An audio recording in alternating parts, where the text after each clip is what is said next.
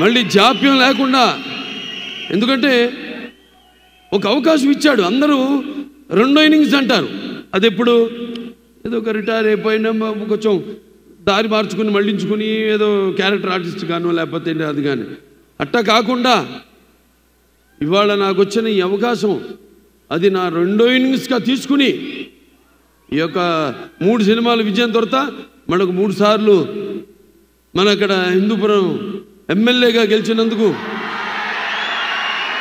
నా హిందూపురం ప్రజలందరికీ కూడా నా ధన్యవాదాలు తెలియజేసుకుంటూ, ఇక రెండో ఇన్నింగ్స్ ఇక్కడి నుంచి మొదలైందని మీ అందరికీ తెలియజేసుకుంటున్నాను. నా క్యాన్సర్ హాస్పిటల్ ఉంది.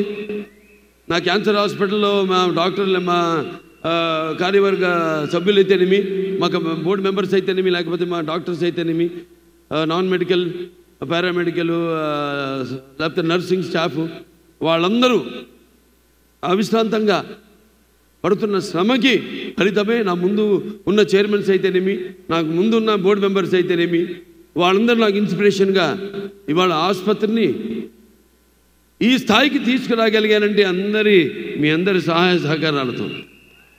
నేను ఇప్పుడు ఇక్కడ చాలాసార్లు రావడం జరిగింది అమెరికాకి ఫండ్ రైజర్స్కి. మాకు ఇక్కడ అయాకో ఉంది, ఇండియన్ అమెరికన్ క్యాన్సర్ ఆర్గనైజేషను.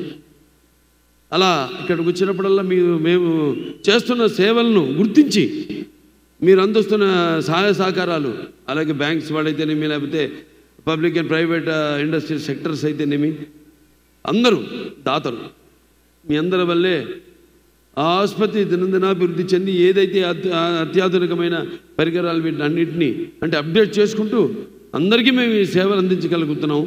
అది మీ అందరి యొక్క సహాయ సహకారాలు ఉండబట్టే తప్ప లేకపోతే నా వల్ల సాధ్యం కాదు. అది ఒకటి నాన్నగారు పేరు, రెండోదేమో అమ్మగారి పేరు. అంటే ఒక పుణ్య దంపతుల బిడ్డగా పుట్టిన ఈ ధన్యమైన జీవితం ఇలాగే మీ అందరి సహాయ సహకారాలతో ఇక ముందుకు ఇలాగే మన యొక్క ఈ యొక్క సత్సంబంధం కొనసాగాలని దేవుణ్ణి కోరుకుంటూ, మరి ఈనాడు డాకు మహారాజ్ అంటే ఒక పాత్ర నుంచి పుట్టింది కథ. ఇప్పుడు చెప్తుంటా చాలా సందర్భాల్లో, ఒక పంచపక్ష పరిమాణం వడ్డించిన విస్తరిగా వచ్చారు, ఫుల్లీ లేడ్ ప్లాటర్, లేకపోతే ఒక పాత్రలో ఇచ్చి, లేకపోతే ఒక సన్నివేశంలో నుంచి ఏదో మన జీవితంలో జరిగిన దాంట్లో నుంచి, లేకపోతే ఇంకో సినిమాలు చూసి వేరే భాష సినిమాలు చూసి ఇన్స్పైర్ అయ్యి అందులో నుంచి ఒక కథ పుట్టుకొస్తుందని.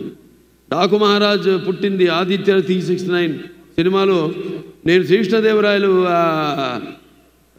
కృష్ణ కుమార్ని కాపాడుతాడు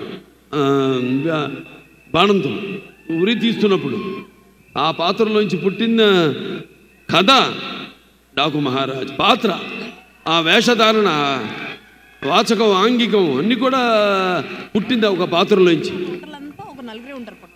ఆ పాత్ర చుట్టూ ముందు కథ పాత్ర అనుకున్నాం ఇలా ఉంటే బాగుంటుందని, ఆ తర్వాత దాని చుట్టూ కథ అల్లడం జరిగింది. కథ కూడా ఇలాంటి కథ కాదు మరి, ఎందుకంటే బాలకృష్ణ సినిమాని కానీ నాకెంతో బాధ్యత ఉంది సమాజం వైపు. సినిమా అంటే నిన్నట్టే ఎన్నో సందర్భాల్లో కళ్ళు మూసుకున్నప్పుడు కలిగేది కళ, కలగంటున్నప్పుడు కలిగేది, అలాగే నిద్రపోతున్న సమాజాన్ని మేల్కొల్పేది కళ అని. అలాంటి నా ఒక ఎన్టీ రామారావు అబ్బాయిగా, అలాగే ఒక ప్రజాప్రతినిధిగా నా భుజస్కంధాలపై ఎంతో బాధ్యత ఉంది. మంచి సినిమాలు ఇవ్వాలి, ఒక మంచి సందేశంతో సినిమా ఇవ్వాలి. ఈ సినిమాలో కూడా సందేశం ఉంది, చాలా మంచి సందేశం. రేపు చూస్తారు మీరే, 12 విడుదల కాబోతుంది. సో ఇలా చేసుకుంటూ ఒక్కొక్క పాత్రని ఎలా ఉంటే బాగుంటుంది ఏంటనేది ఇది ఒక సమిష్టి కృషిగా భావిస్తాను నేను. ఇప్పుడు ఏ సినిమా అయినా సరే ఏ ఒక్కడి వల్ల కాదు సినిమా. సో అలాగే నిర్మాత నాగవంశీ గారికి నా మీద, బాబీ డైరెక్టర్ గారి మీద ఉన్న నమ్మకం, మీ ఇద్దరం కూర్చొని మరి అంతా డిస్కస్ చేసి సబ్జెక్ట్ ఎలా ఉంటే బాగుంటుంది అని ఒక డిజైన్ చేసుకుని సబ్జెక్ట్ని చేసిన సినిమాని రేపు రాబోతున్న మన డాకు మహారాజ్.